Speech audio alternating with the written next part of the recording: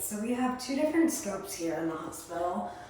This particular one is a little bit simpler, it's smaller. This is the Broncoscope. We'll use this to retroflex, such as this, to go up for nasal biopsies, and then we'll also use it for bronchoscopy. First thing when setting these guys up that we want to make sure that we're doing is pressure checking them. So we have this guy that lives in the cleaning bucket under the sink. It's got a little connection that's just a cap onto the end of this unit, if I can figure it out. There we go. All right, so that just clamps on there. And you're gonna take your airtight tester and put your needle into the green and just make sure that it's holding pressure. So you'll let that sit for about 1 minute to 2 minutes, just to make sure that it's good to go. You can then deflate it, and that one is good. So once it's been pressure checked, you will hook the unit into the tower.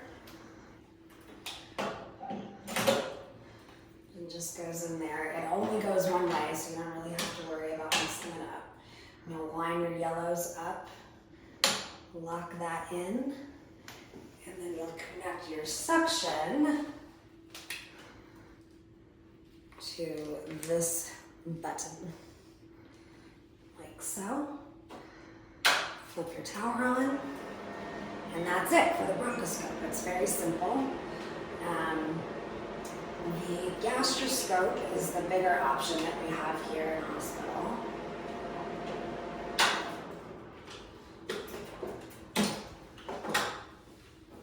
You will pressure check it the exact same way. Come back for that in a minute.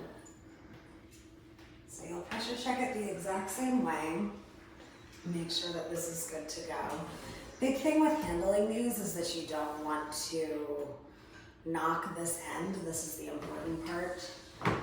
They are meant to bend, but they're not meant to be extremely handled.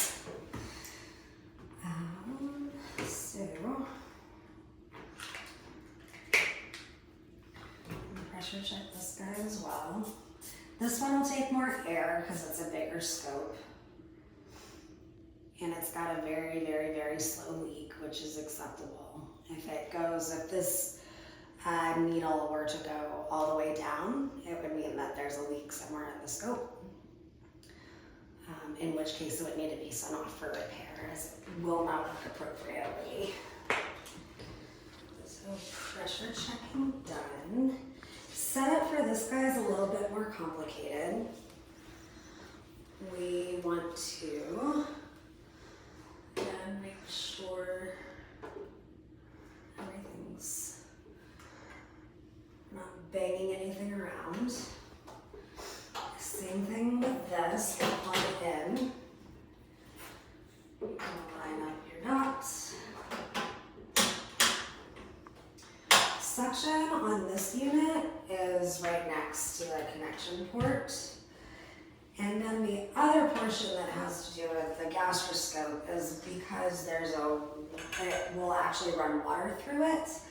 We'll always use distilled water in this unit, and that connects over on this other side. Again, only goes one way, so you don't really have to worry about messing it up.